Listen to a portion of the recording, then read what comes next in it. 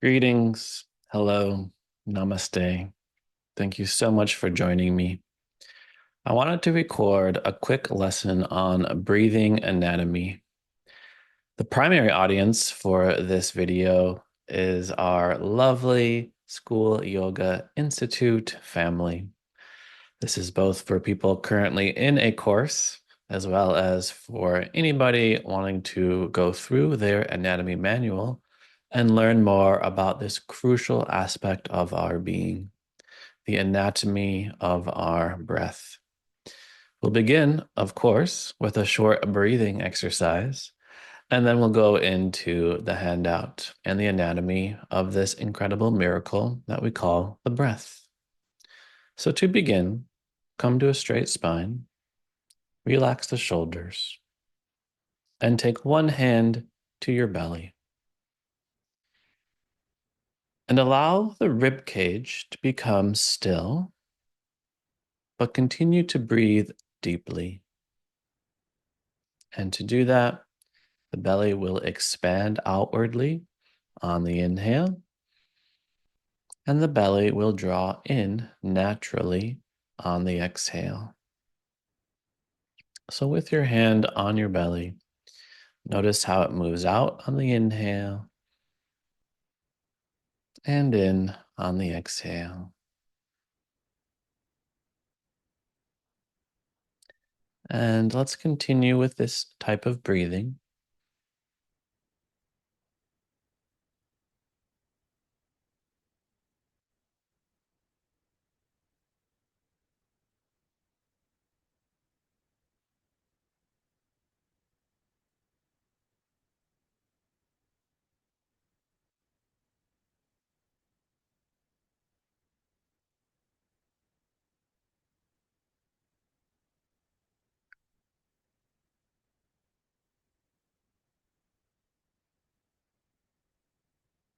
And now let's bring the breath into the lower ribs. So take both hands to your side at the base of the ribs. And we'll continue to inhale through the belly, but then bring the breath a little bit up and see if you can feel the ribs fan out. And then on your exhale, let the ribs fan in and the belly to draw in. Let's continue to breathe like this. Inhale, belly, ribs expand. And exhale, ribs in and belly in. Be more like that. Inhale, belly and ribs. And exhale, ribs, belly.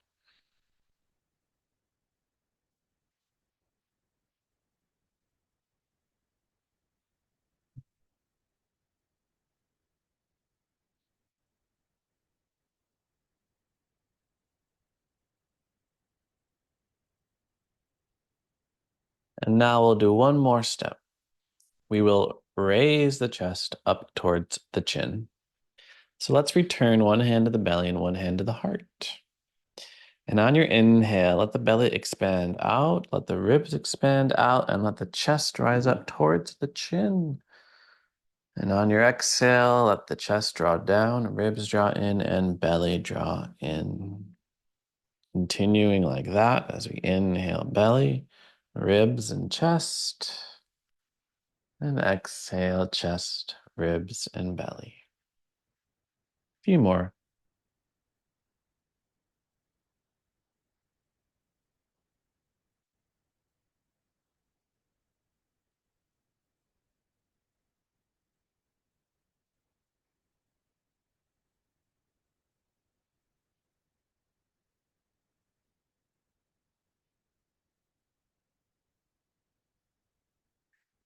And then simply return the hands back to your knees or lap. Return to breathing normally and naturally. And notice any changes in the mind, in the heart, or in the body.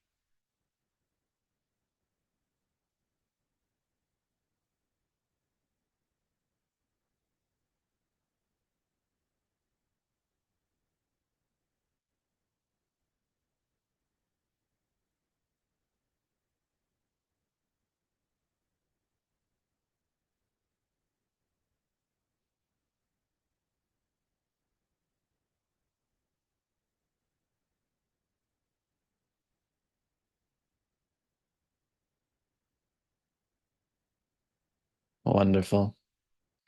Thank you so much for participating in that exercise with me. That, my friends, beautiful souls, is the three-part yogic breath, also known as Dirga Pranayam. And it's a wonderful way to begin to think about the anatomy of our breathing.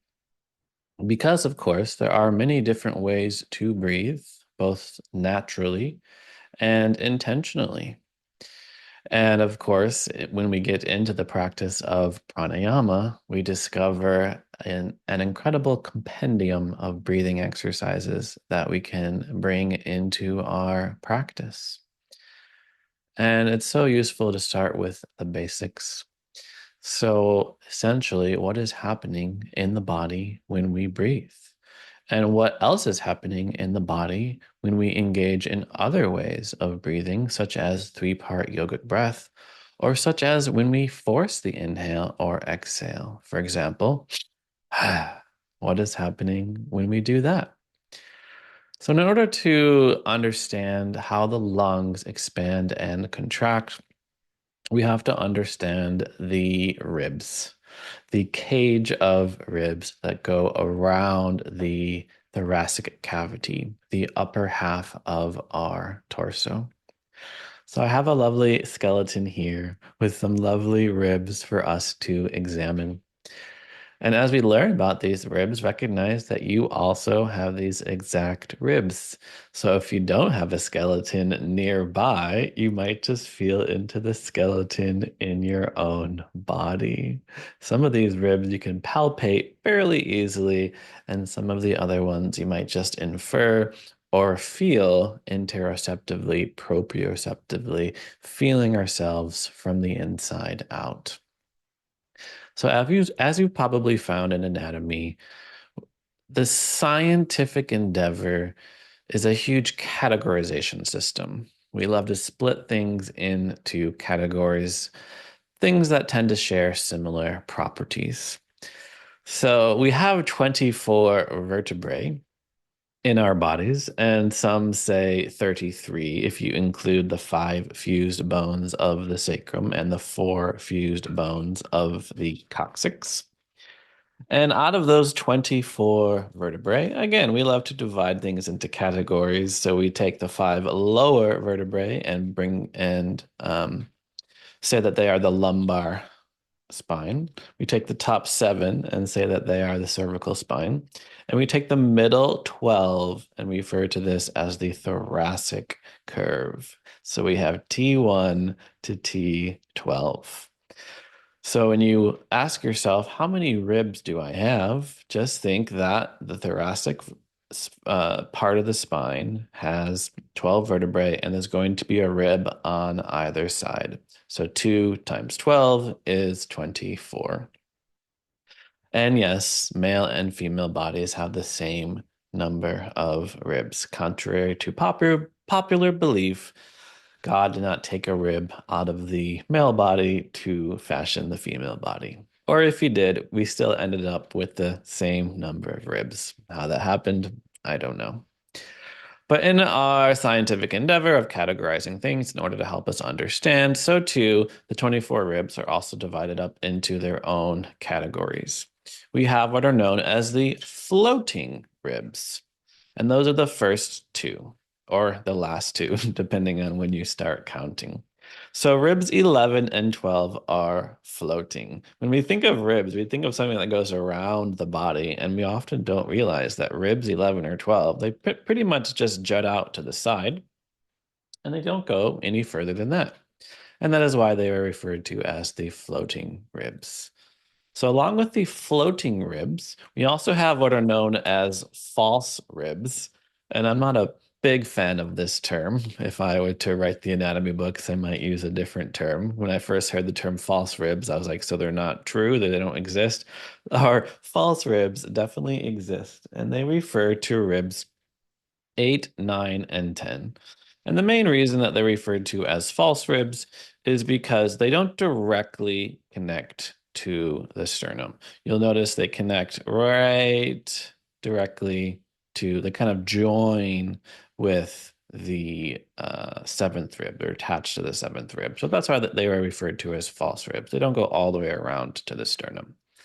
And then the rest of the ribs from the first to the seven, first seven pairs, so 14, first seven pairs of ribs are known as the true ribs. And you can see here they all join together at the sternum. And just the way that this skeleton is sort of made, you'll notice there's some clear translucent material here. And that's the important thing to recognize about our rib cage is that the way the ribs join to the sternum is via a cartilaginous joint. So if you remember the three types of joints, fibrous joints, cartilaginous joints, and synovial joints. In this case, the ribs are cartilaginous joints. And if you remember, cartilaginous joints are semi-movable. They allow for a bit of movement. So this is where the second part of the three-part yogic breath comes from. Our ribs do move. There is a little bit of movement that allows them to fan out. So because we know that the muscles move the body, we know that the lungs don't move themselves.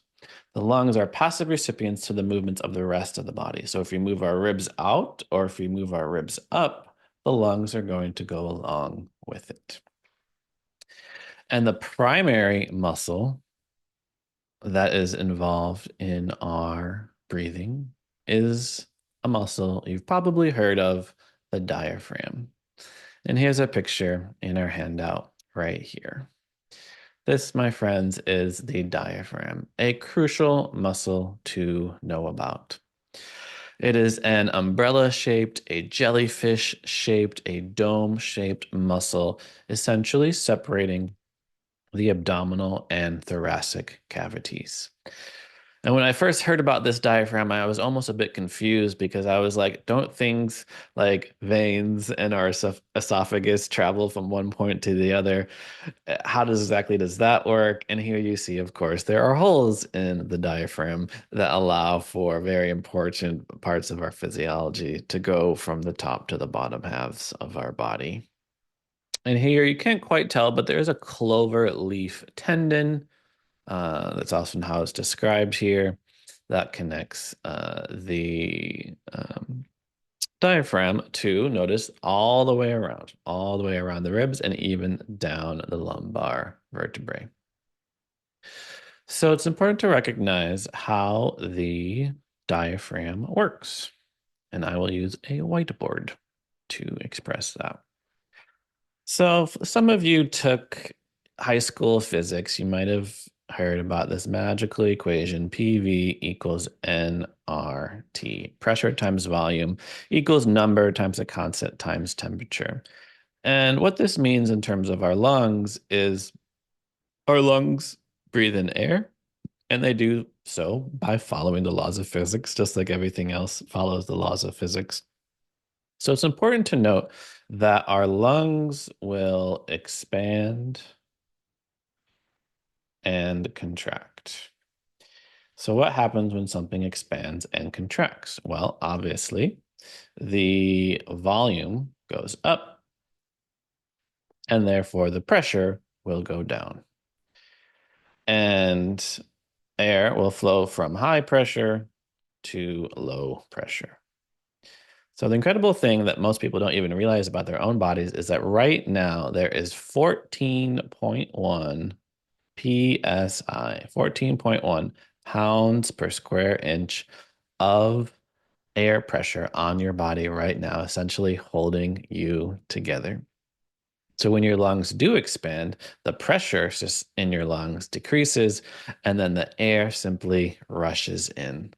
So it's just as appropriate to say that you breathe as it is to say the world breathes you.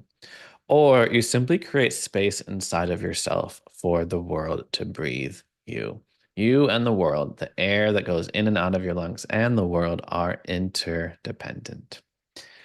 And that's important to know when we get into something like three-part yogic breath. So if I were to draw a little torso here, here's a little person with a little torso, a beautiful drawing if I do say so myself. Here we have this diaphragm that again separates the thoracic cavity from the abdominal cavity. And if the thoracic cavity, again, it changes volume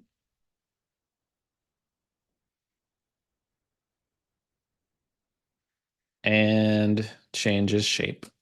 So it's often described as like an accordion or squeezing a Coke bottle and then releasing it. The abdominal cavity is not compressible, unlike the thoracic cavity. So that means that it changes shape, but does not change volume. So what happens when your diaphragm contracts? It essentially goes from a bigger dome to a smaller dome, and it pulls the lungs down. And your belly has to go somewhere when that happens because your belly does not change volume. So, in order for you to breathe through your diaphragm, you have to allow your belly to naturally draw out. So, this is why we call belly breathing diaphragmatic breathing. If the rib cage stays locked, stays not moving, then the only place that we can expand through the body is by going out through the belly. And this is crucial. This is really important to note because as we become adults, as we age, we get stressed out, we get tense, we get tight, we get out of touch with our bodies and the natural rhythms of the breath. And you can know what happens in a society that doesn't encourage big bellies. We suck it in. And when you suck in your belly and you don't allow it to expand or contract, or you have chronically tight muscles around the belly that don't allow it to expand or contract, the breath goes into the chest. And we lose out on those deep diaphragmatic breaths, and we end up being shallow chest breathers. So, for those of you that are embarking on this path of teaching yoga and sharing this yoga tradition that has been shared for thousands of years, it really helps to go back to the basics. We are here to learn how to sit, how to stand, how to move, and how to breathe. Many people aren't breathing in the best, most efficient, or the most relaxing way. So there are many yoga techniques and practices to almost trick somebody into belly breathing, into diaphragmatic breathing. But often a hand on the belly that encourages the belly to expand and contract with each inhale and exhale is a wonderful way to encourage diaphragmatic breathing. So again, we have three parts to the breath. If we are going to go into three-part yogic breath. So first, the diaphragm contracts. Diaphragm contracts. That's the first part of our three-part yogic breath. And if you want to breathe deeply and efficiently, that's all you need to do. Allow the diaphragm to contract and relax, contract and relax. And if you take a Vipassana or go on certain silent meditation retreats, that is all that you will do. Simply watch the diaphragm as it relaxes and contracts. But if we bring it up into the rest of the body, we allow the ribs to fan out. So the ribs expand outward. That's the second part of the yogic breath. And then it'll have its own muscles. And then the third part is the chest rises or raises up. So this is another way to get the lungs to expand more fully and more deeply. And that is through raising the chest. So going back to our lovely handout. So for those of you that are in an SYI training, you should have this handout. Here we have essentially the muscles of inspiration and expiration. Again, if you're just doing a very simple belly breathing, you're doing a very simple diaphragmatic breath. But if you are doing a three-part yogic breath or deeper, expansive breath, then you are going to use other muscles. So in between the ribs, in between the costal cartilage of the ribs, we have a number of muscles known as the intercostals. We have internal intercostals that bring the ribs down and external intercostals that bring the ribs out. So again, your ribs do expand and contract, and it's the intercostal muscles that help to allow that expansion and help them to contract. So those are the primary muscles of the movement of the ribs. Now, because our muscles only generate force by contracting, there has to be something above the chest that rises or raises the chest up. And that, my friends, is the sternocleidomastoid. If you turn your head to one side, you can notice a protruding muscle on one side of the neck. If you turn your head to the other side, you notice the protruding muscle on the other side of the neck. The SCM, or sternocleidomastoid, is a very crucial muscle that helps us turn the head to the left and to the right, but it also contracts in order to bring the rib cage up. Your pectoralis minor also helps a little bit. So you have your pec major and your pec minor. It's really easy to check it, to feel your pec minor because it helps in depression of the shoulders. So if you just stick your hand in your armpit and then draw the shoulder blade down or draw the shoulder down, you'll feel your pec minor engage. And it also helps to contract to pull the ribs outward. So there are some of the answers to the questions here. What is happening in three-part yogic breath? Also, how do babies breathe? If you look at babies, they are incredible belly breathers, incredible diaphragmatic breathers. But as adults, we get tight, we get stressed, we learn to suck in our belly, and we end up shallow chest breathers. So we can serve ourselves and serve our students by teaching them how to breathe again, how to become deep diaphragmatic breathers, and not be what are sometimes referred to as paradoxical breathers, which is actually where the chest expands as we exhale. So that's actually when things are moving the opposite way that they should be. And this is where breath of joy comes in. This is why breath of joy involves 3 inhales. First one is when we cross the arms. Next one is when we reach the arms out. And the third one is when we reach the arms up. And that is one way to teach us to breathe in 3 parts. With the arms crossed, the only way for the breath to come into the body is by the belly expanding. With the arms out, that allows the ribs to expand out for the second part.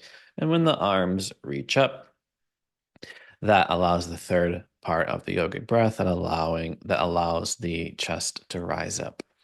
So that's the important thing to recognize about the lungs. They are passive participants. They are hooked, essentially, attached to, in a more anatomical verbiage, they are attached to the ribs and the diaphragm. So the lungs will move with which way the diaphragm and ribs are moving. So diaphragm contracts down, expanding the lungs, ribs contract out, and the chest rises up, or all ways to expand the lungs more deeply.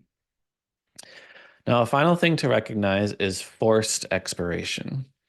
And this is going to involve your core muscles, and it's fairly easy to feel in your body. If you take your hands in your front at your rectus abdominis, or take your hands to your sides to the obliques, and then you do the forced expiration, you go, guess what? You have to create a lot of force, which is going to build up the pressure in your thoracic cavity in order to force air out of the lungs. So that is going to use your core muscles. So your abdominals do help in order to compress your abdomen. And if you've ever done bellows breath, which literally does involve a contraction or a spinal flexion of the spine, then your abdominals are absolutely going to be working during that movement.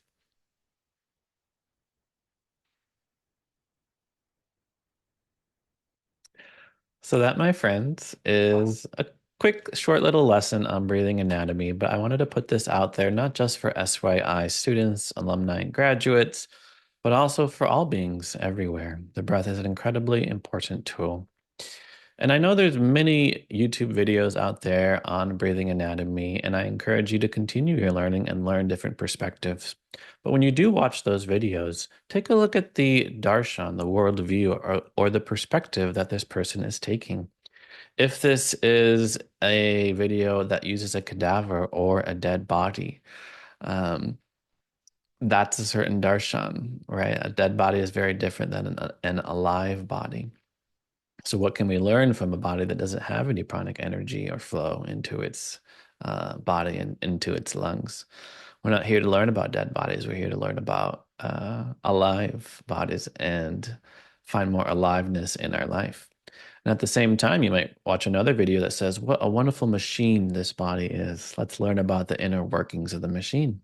That's a particular darshan. But as yogis, we are here to unite body and mind, to not see things as separate, but to see our body as one indivisible whole as we tune into our own wholeness to discover our own holiness. So never forget that you are a divine, magical being of dancing, a dancing pattern of matter and energy with all the energy of life coursing through you, the energy of the sun, energy of love coursing through you. And you are here to experience this miracle of life with each and every breath. And that breath is a miracle, just like you. Thank you, and namaste.